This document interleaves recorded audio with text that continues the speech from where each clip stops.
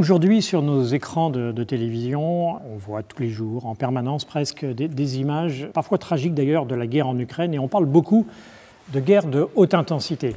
Qu'est-ce que ça signifie exactement? La guerre de haute intensité, c'est en fait un concept qui est plutôt militaire, et pour le comprendre, il faut regarder ce qui se passe sur le terrain et quels sont les défis auxquels font face les unités qui sont engagées dans la bataille. Au niveau du terrain, pour le retenir simplement, je crois que la guerre de haute intensité, c'est tout simplement la guerre qui s'inscrit aussi dans la troisième dimension. D'abord dans les airs, où il va y avoir une bataille pour la conquête de la supériorité aérienne, et très souvent, aucun des deux adversaires ne pourra maîtriser le ciel.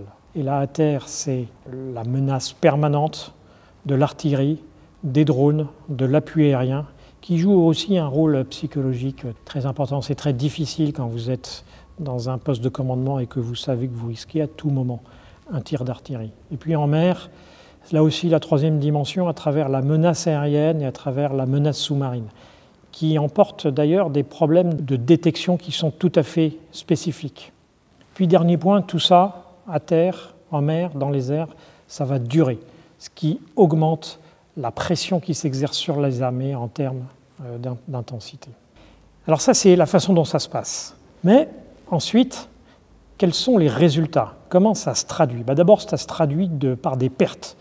Et les pertes, on en a un peu perdu l'habitude, mais il faudrait imaginer probablement ce qui se passe pour l'armée ukrainienne ou pour l'armée russe, des pertes qui se comptent en centaines d'hommes sur le terrain, qui se comptent en plusieurs ou plusieurs dizaines d'avions de chasse abattus ou qui se traduit par des gros bâtiments de la marine qui sont coulés. Et puis, deuxième point, c'est la conquête ou la prise d'objectifs sur le terrain, d'objectifs significatifs qui ont un impact souvent symbolique. Je pense par exemple à la prise de Kherson il y a quelques semaines dans le cadre de la crise en Ukraine. Et puis enfin, en termes de haute intensité, tout ça, ça a des conséquences stratégiques. Ça a des conséquences stratégiques parce que ça va se traduire de deux façons globalement. Ça va se traduire soit par le changement de régime, l'anéantissement du régime politique ennemi, ce qui peut arriver, et c'est arrivé en Irak avec Saddam Hussein ou en Libye avec Kadhafi, ou bien, le plus souvent, ça va se traduire par un règlement politique territorial. C'est par exemple la restauration de la souveraineté britannique sur les Malouines, ou bien c'est par exemple le règlement politique, sans doute transitoire, qui a eu lieu entre l'Arménie et l'Azerbaïdjan. Alors à partir de là, est-ce que ce schéma que je viens d'évoquer, est-ce que c'est un schéma théorique ou est-ce qu'il est plausible à court terme? J'entends un certain nombre de commentateurs expliquer que la guerre de haute intensité, c'est vraiment pas crédible, ils ne voient pas dans quelles circonstances ça pourrait arriver.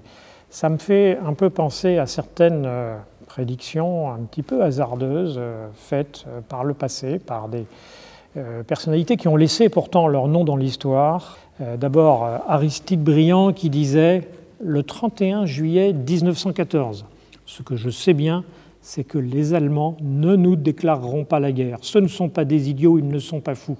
Je vous le dis, ils ne feront pas la guerre. Ou bien Golda Meir, première ministre d'Israël, quelques mois avant la guerre du Kippour, l'idée que les Arabes puissent franchir le canal de Suez est une insulte à l'intelligence. Pourtant, les Arabes ne devaient pas le savoir parce que c'est ce qu'ils ont fait. Et donc, je crois que ce que montre en tout cas la guerre en Ukraine, ce n'est pas nécessairement qu'il est certain qu'il va y avoir une guerre de haute intensité en Europe. Je ne dis même pas que c'est probable. Je dis que ça montre d'abord que c'est possible et que ce que montre le déclenchement de la guerre en Ukraine, c'est que ces types de décisions, elles ne sont toujours ni les plus rationnelles, ni les plus probables. Et donc, il faut s'y préparer.